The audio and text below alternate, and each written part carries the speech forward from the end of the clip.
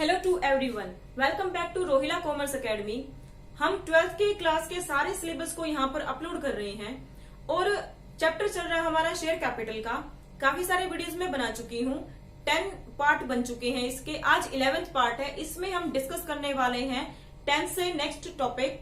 तो 10th में हमने क्या डिस्कस किया था कि जब हम शेयर्स को ओवर सब्सक्राइब करते हैं, इट मीन्स प्रो रेटा पर जब हमने शेयर्स को अलॉट किया है और कुछ शेयर्स को हमने फॉरफिट कर लिया, तो उस केस में फॉरफिटेड शेयर्स और उसके जो अप्लाइड शेयर्स होते हैं उनमें डिफरेंस होता है। क्योंकि हमने क्या किया था कि हमने कुछ शेयर्स को कुछ शेयर्स दिए हैं, मतलब हमने कंप्लीटली सबको पूरे शेयर्स अलॉट नहीं किए। तो वो होती है हमारी प्रो रेटा कैटेगरी। उसमें मैं full flash question 10th part में डाल चुकी हूँ। आज हम डिस्कस करेंगे कि कुछ शेयर्स जिस पर्सन के पास थे वो हमें पैसा नहीं दे सका, तो हमने उसके शेयर्स को फॉरफिट कर लिया। सिमिलर है उसका, बट इसमें नया पॉइंट क्या है? इसमें नया पॉइंट है कि इसमें आपको इशू प्राइस नहीं गिवन, वो हमें निकालना पड़ेगा। बट हमें इसमें एक हिंट गिवन है जो आपका कैपिटल रिजर्व का अमाउंट है। तो आप इस क्वेश्चन को कैसे करोगे, क्या नया है इसमें, देखते हैं। क्वेश्चन है आपके पास, ए लिमिटेड फॉरफिटेड 300 शेयर्स। तो उसने शेयर्स को फॉरफिट किया 300 शेयर्स को। अब 300 शेयर्स को तो उसने फॉरफिट ही कर लिया, तो उसके अप्लाइड अलग होंगे। देखते हैं कितने के लिए अप्लाई किया। ऑफ मिस्टर एक्स वो पर्सन था हु हैड अप्लाइड, जिसने अप्लाई किया था 500 शेयर्स के लिए। तो वही बात है कि 500 शेयर्स के लिए अगर उसने अप्लाई किया था, हमने इसको दिए कितने हैं? Only 300 share. एक्सेस अमाउंट होगा उसका कुछ ना कुछ एप्लीकेशन पे, जो कि 200 शेयर्स पर होगा। आगे क्या कहता है? Non payment of allotment money. उसने हमें अलॉटमेंट का पैसा नहीं दिया, जो कितना है? 3 रुपीज प्लस 2। अब ये 2 के ब्रैकेट में आपके पास प्रीमियम है। इट मीन्स अलॉटमेंट में टोटल 5 रुपीज है, जिसमें से 3 रुपए आपके कैपिटल के हैं, 2 रुपए आपके प्रीमियम के हैं, and first call of 2 rupees. और उसने फर्स्ट कॉल भी नहीं दी 2 रुपीज की। आगे क्या कहता है? Only 3 rupees per share was received with application. वो सिर्फ 3 रुपए एप्लीकेशन के रिसीव कर चुका है, बाकी कंपनी को उसने कोई पेमेंट नहीं की। एंड 200 शेयर्स वर री इशूड। अब ये री इशूड की बात आती है। अब 200 शेयर्स ने री इशू किए हैं मिस्टर वाई को एज फुल्ली पेड अप, यानी फुल्ली पेड अप मानकर। अब किए कितने में issue? In such a way that 600 were transfer to capital reserve. इन्होंने हमें हिंट जो दिया है वो 600 रुपीज का दिया है, जो कि आपका कैपिटल रिजर्व का है। तो हमें इसमें इशू प्राइस गिवन नहीं है, वो हमें फाइंड आउट करना पड़ेगा। तो क्वेश्चन को स्टार्टिंग से देखते हैं। तो पहले तो हम देखेंगे कि भी 500 शेयर्स पर अप्लाई किया था उसने, हमने उसको दिए कितने? Only 300 shares. तो यहाँ पर देखोगे कि उसके अप्लाइड शेयर्स कितने हैं और उसको हमने अलॉट कितने किए हैं। उसने 500 शेयर्स के लिए अप्लाई किया, उसको दिए हमने 300 शेयर्स। तो कितने का डिफरेंस? 200 शेयर्स का डिफरेंस। तो एक्सेस मनी आई होगी उसकी एक्सेस मनी आई कितने शेयर्स पर? Difference between these two terms 200 shares पर हमारे पास एक्सेस एप्लीकेशन मनी आई, जो कितने के हिसाब से होगी? 3 रुपीज के हिसाब से, क्योंकि 3 रुपए के अकॉर्डिंग हमारी एप्लीकेशन थी। तो 3 रुपीज के अकॉर्डिंग आपकी एप्लीकेशन होगी। तो 600 रुपए 600 रुपीज वो अमाउंट है जो हमने एक्सेस रिसीव किया है विद द एप्लीकेशन। अब ये अलॉटमेंट दे कितने की नहीं रहा? 300 की। अब 300 शेयर्स पर आपके पास पैसा है 3 रुपए कैपिटल के, 2 रुपए प्रीमियम के। लास्ट वीडियो में मैंने बताया था कि अगर आपको अलॉटमेंट का पैसा नहीं मिलता, प्रीमियम नहीं मिलता और एडवांस मनी भी है हमारे पास, तो आप उस केस में देखोगे कि प्रीमियम का अमाउंट कितना बनता है और शेयर कैपिटल का कितना बनता है।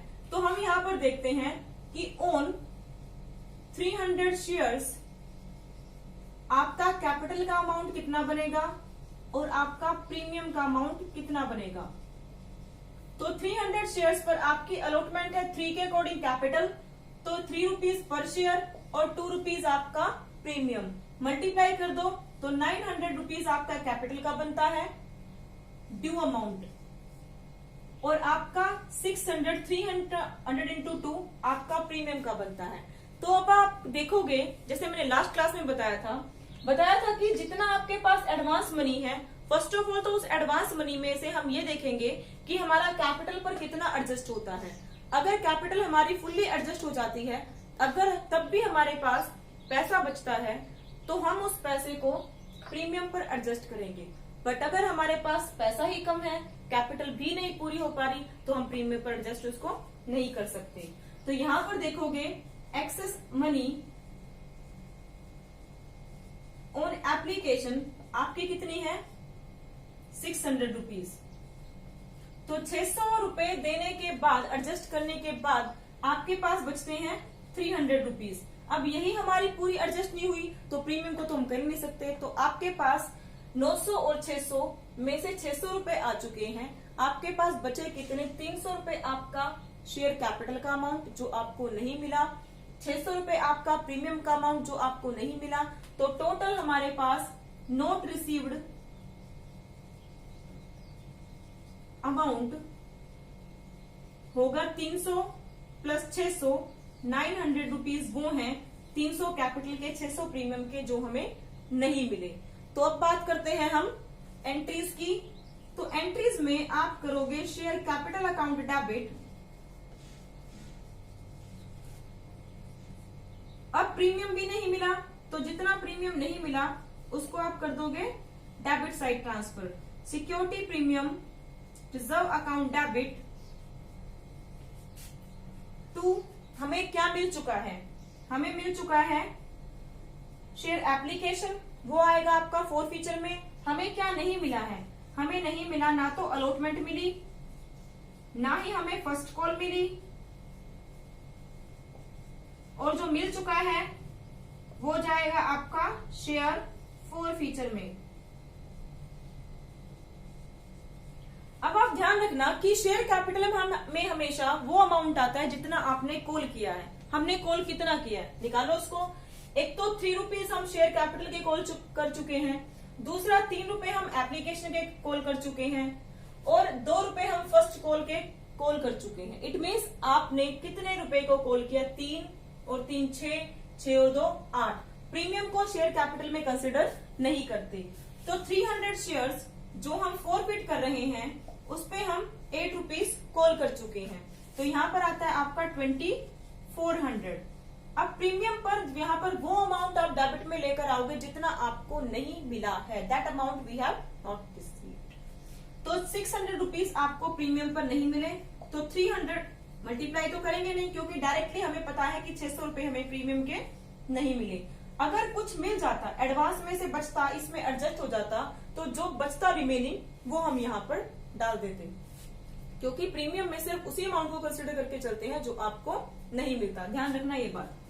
टू शेयर अलॉटमेंट, अलॉटमेंट पर कितना नहीं मिला, 300 ये, 600 ये, तो 900 रुपीज हमें अलॉटमेंट पर नहीं मिले। फर्स्ट कॉल जो आपकी थी 2 रुपीज पर शेयर की, वो भी नहीं पेमेंट हुई, तो वो तो डायरेक्टली आपकी आ जाएगी 300 इंटू में 2, 600 rupees. To share forfeiture, forfeiture में वो अमाउंट आता है जो हमें रिसीव हो चुका है। अब इस पर्सन ने हमें क्या दिया है, ओनली एप्लीकेशन मनी। तो कहता है यहाँ पर सिर्फ एप्लीकेशन मनी हमें रिसीव हुई है जो 3 रुपीज पर शेयर के अकॉर्डिंग है। तो 300 इंटू 3 रुपीज आपकी application money plus excess amount, हमें इसी पर्सन से एक्सेस अमाउंट भी मिला है 600 का, प्लस में आपका एक्सेस अमाउंट, तो 900 प्लस 600 1500। अब आप देखो कि आपका ये टोटल कंप्लीट होता है या नहीं होता है। तो 2400 एंड 600 3000, 600 एंड 900 1500 एंड 1500 3000। आपका ये बैलेंस इक्वल होना चाहिए, मैंने पहले भी कहा है। और इस बैलेंस को आप तुक्के से मत निकालना, जैसे कि हम क्या करते हैं कि भाई इसको हमने टोटल किया और इसको किया, बैलेंस को निकाल देते हैं, वो निकालना नहीं हमें बैलेंस। हमें पता होना चाहिए कि हर अमाउंट आपके पास आता कहाँ से है, और अगर आप इसको एक बार ऐसे निकालना सीख गए तो लाइफ टाइम तक नहीं भूलोगे। तो रट्टा ना लगाएं, जितना आपके पास एग्जैक्ट अमाउंट निकलता है थ्रू वेरीफाइएबल कंसेप्ट को क्लियर करके कि कहाँ से कितना अमाउंट आता है, उसी को यहाँ पर आप निकालोगे। तो ये एंट्री हमारी हो गई है। अब बात करते हैं हम री इशू की, कितने शेयर्स को री इशू करते हैं। मैं ये ऊपर वाला रब कर देती हूं।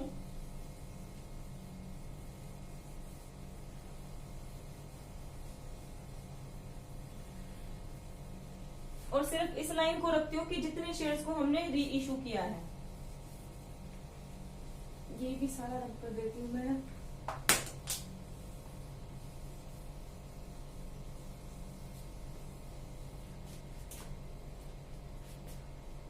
सॉरी, यहां था आउट ऑफ दीज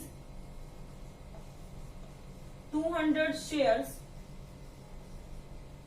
री इशूड टू मिस्टर वाई, हमने 200 शेयर्स को री इशू किया मिस्टर वाई को, और कैपिटल रिजर्व का अमाउंट बता रखा है इन्होंने 600 कि हमने वो ट्रांसफर किया, that 600 were transfer to capital reserve. तो पहले तो आप ये देखो कि 200 शेयर्स पर कितना बैलेंस हमारा कैपिटल रिजर्व का आना चाहिए।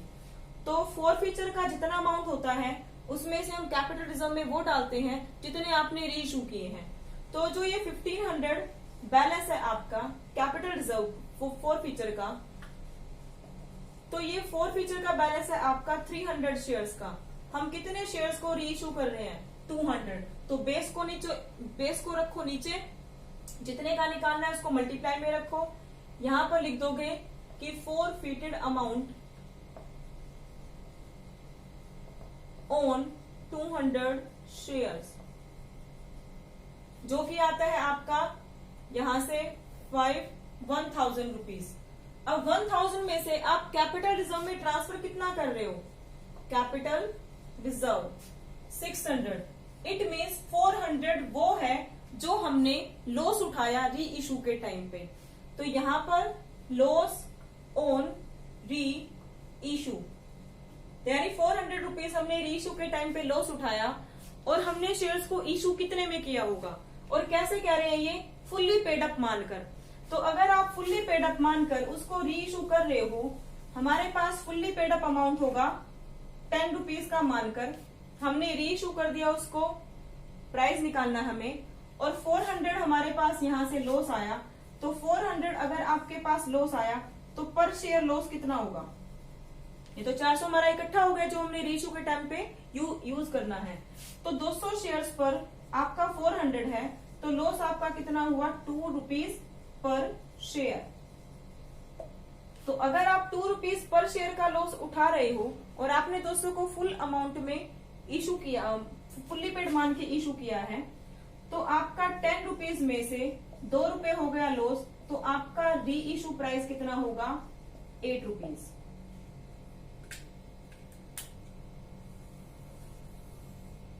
आपका री इशू प्राइस कितना होगा 8 रुपीज।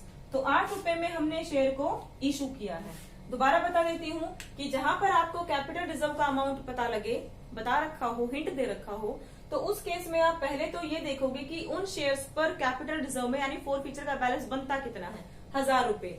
आपने कैपिटल रिजर्व में ट्रांसफर कितना किया 600 रुपीज, और आपके पास बैलेंस यानी लॉस कितना हुआ 400 रुपए का, जो हमने री इशू के टाइम पे उठाया होगा, बेयर किया होगा। तो अब यहाँ पर 400 रुपए तो टोटल है, कितने शेयर्स री इशू किए 200, 2 रुपीज के अकॉर्डिंग आपका पर शेयर का लॉस आता है। तो अगर 10 में से हमने 2 का लॉस उठाया तो उसका री इशू कितने में किया हमने 8 रुपीज में, क्योंकि इन्होंने कहा फुल्ली पेड अप मानकर। अब यहाँ पर एंट्री पास करोगे री इशू की, bank account debit share forfeiture account debit to share capital. तो यहां पर आपने शेयर्स को री इशू कर दिया, 200 को मिले हैं हमें 8, 200 इंटू 2, और 200 इंटू कितने का था 10 रुपीज का। तो 2000 रुपीज, जहां पर आपका 1600, जहां पर हमारा 400, तो ये आपका बनता है री इशू की एंट्री। दूसरा, आप उसको कैपिटल रिजर्व में ट्रांसफर करोगे, तो share forfeiture account debit to capital reserve, और जो इन्होंने बता रखा है 600 रुपीज, वो आप ट्रांसफर कर दोगे 600। अब बात आती है कि शेयर फॉरफीचर में बैलेंस कितना बचता है, जो आप उसको बैलेंस शीट में शो करोगे। तो आपने शेयर्स को री इशू किया था 200, उस पर बना था आपका 1000, तो टोटल 1500 था।